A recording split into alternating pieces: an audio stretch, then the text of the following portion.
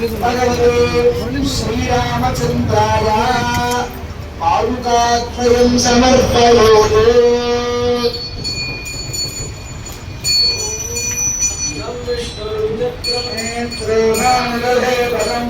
సమోధస్య పాదం సురే చరణం పవిత్రం వితరం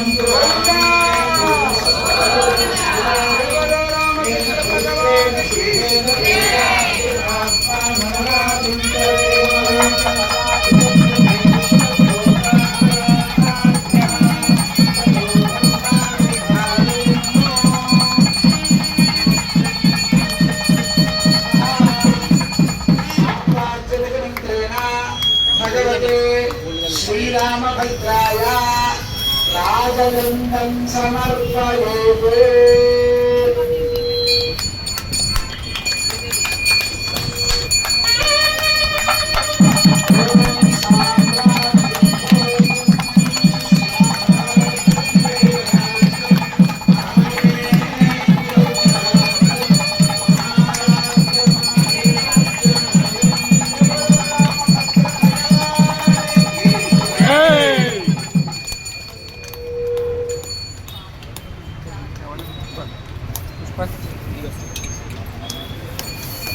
తర్వాత రాజ మండలాన్ని తర్వాత రాజముద్రుగా సమర్పణాన్ని చేస్తారు.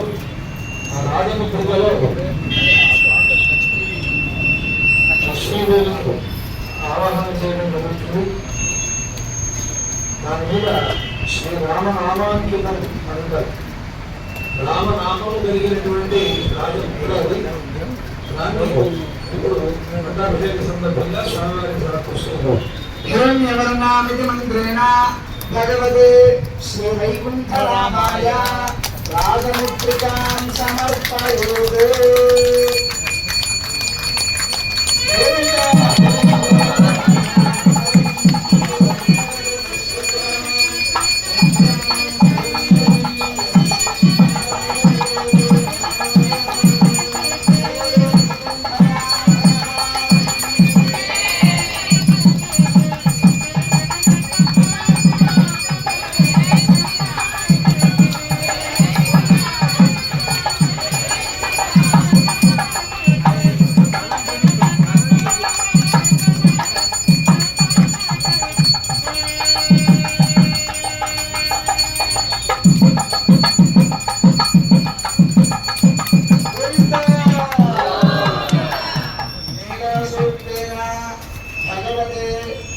భద్రాద్రిరామాయ సువర్ణ ఆభరణాన్ని సమర్పయోతు.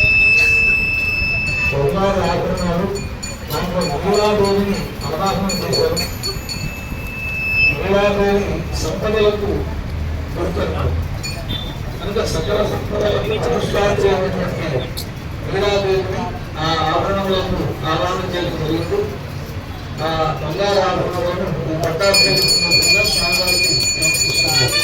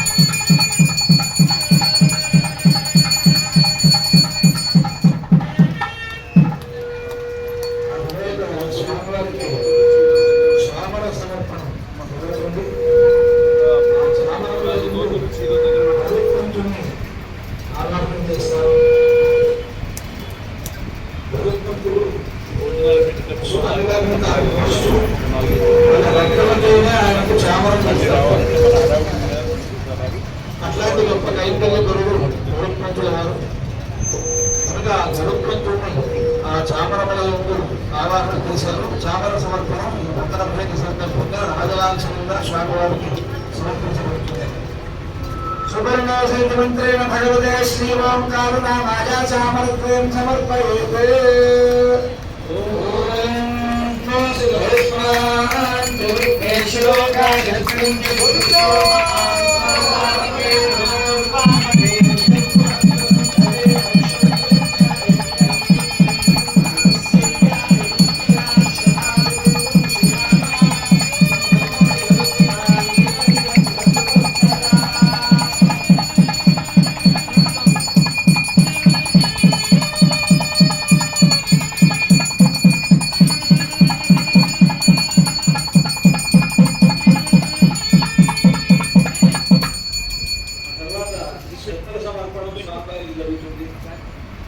అంటే గురువు ఏకఛత్రాధిపత్యంగా రామచంద్రమూర్తి మనల్ని కూడా పరిపాలించాలి. ఇది మన యొక్క లక్ష్యం.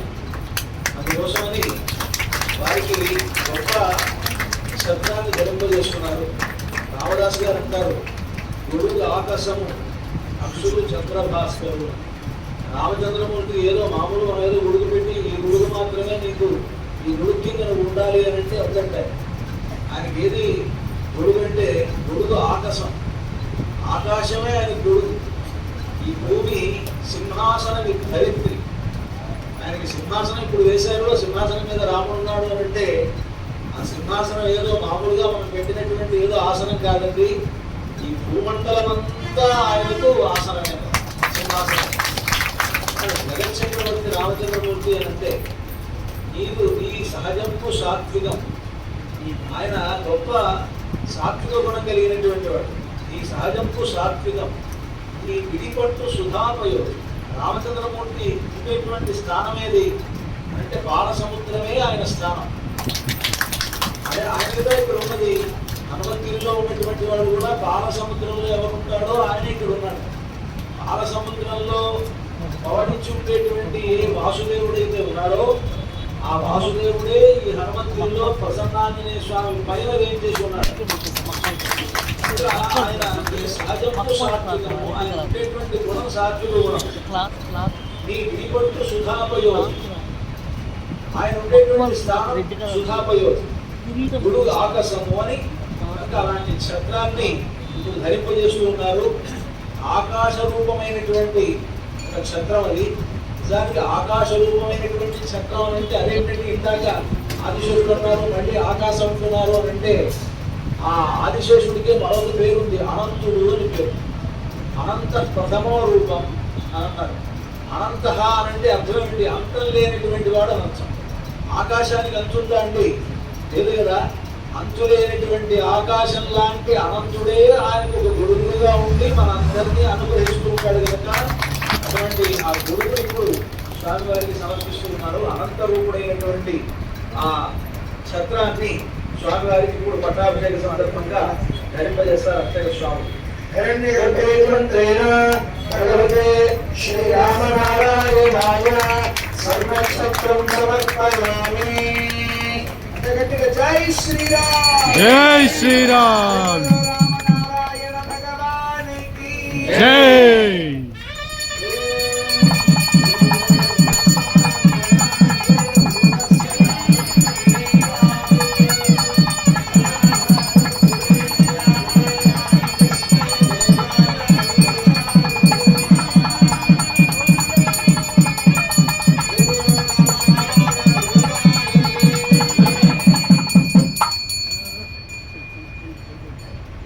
ఛత్రధారణ అయిన తర్వాత అనునా బ్రహ్మణా నిర్మితం పూర్వం బ్రహ్మగారితోటి నిర్మింపబడినటువంటి కిరీటం ఖడ్గ సమర్పణ అనేటువంటి జరుగుతుంది.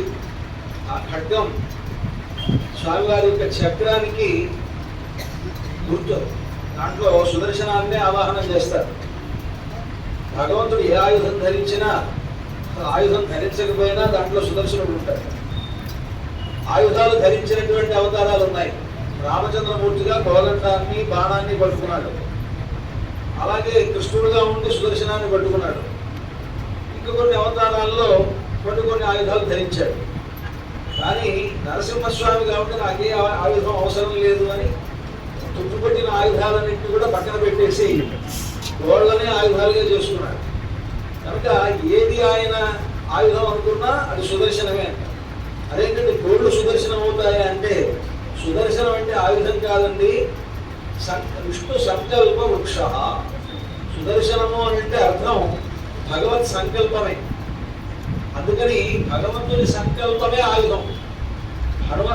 లక్ష్మణస్వామి ఒక బాణాన్ని పట్టుకొని ధర్మాత్మ సత్యసంధశ్చ రామో దాశరథురియతి పౌరుషేచ ప్రతిద్వంద్వ శరైనం జహిరావణిం అని ఆ బాణాన్ని ఇలా పట్టుకొని ఆ మాట అన్నాడు.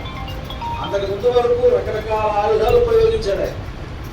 ఏ అస్త్రం ప్రయోగించినా చాలనటువంటి ఆ ఇంద్రజిత్తుకి ఒకటే మంత్రం, రాముడు కనుక ధర్మాత్ముడైతే, రాముడు సత్యసంధుడైతే ఈ బాణం వెళ్ళి చంపేసేయాలి ఆ వాటిని అన్నారు. వెంటనే చంపేసింది.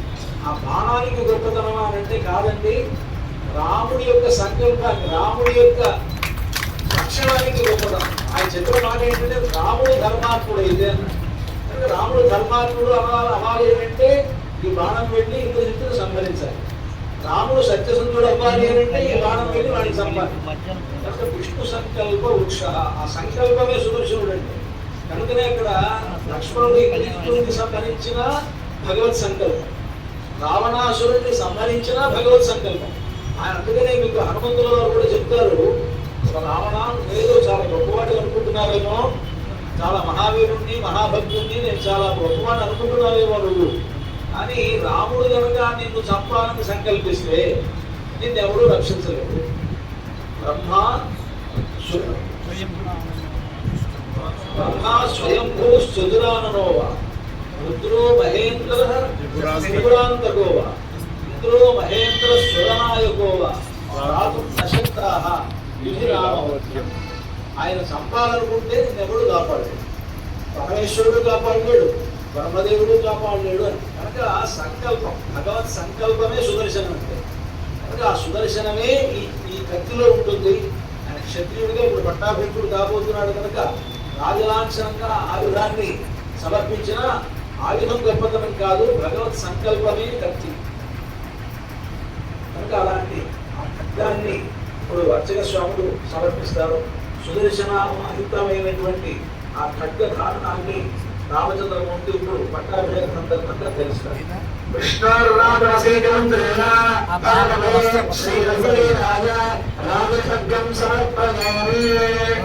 ఓం విష్ణురాధనసి విష్ణా ప్రథమసి విష్ణాస్తోత్రే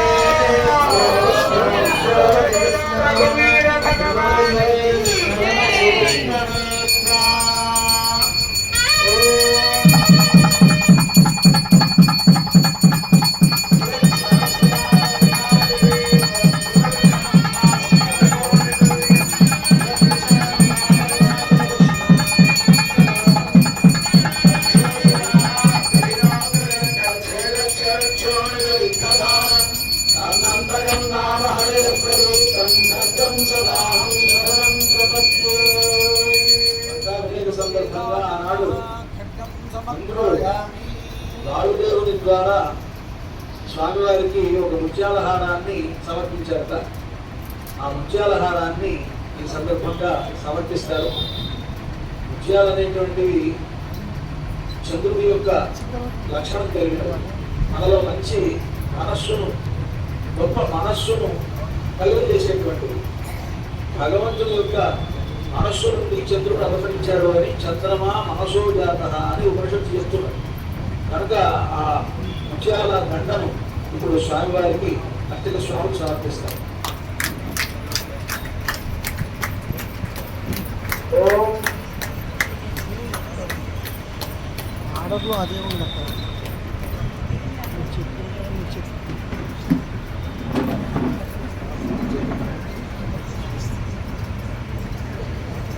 ఆప్యాయస్వ సమేతుదే విశ్వస్య మముష్ట్రియం రాజస్య సంయధే.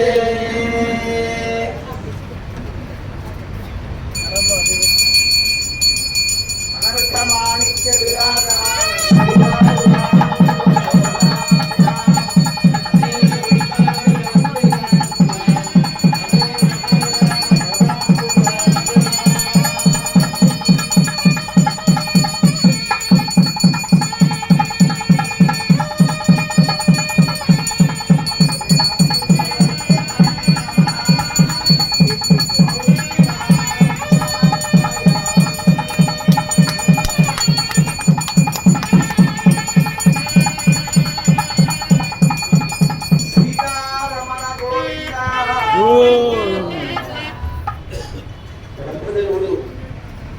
ఆనాడు మనువును పట్టాభిషిక్తుని చేస్తూ ఇచ్చినటువంటి కిరీటం.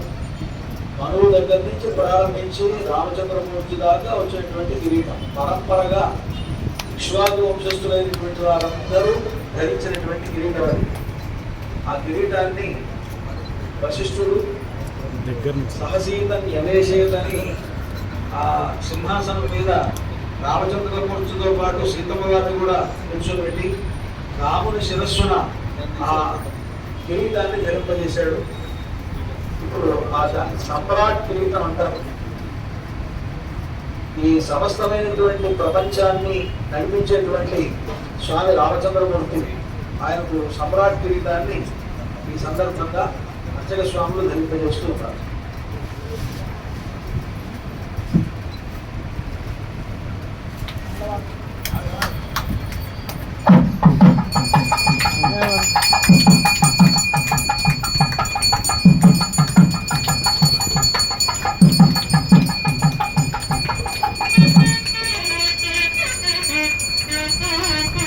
Sorry.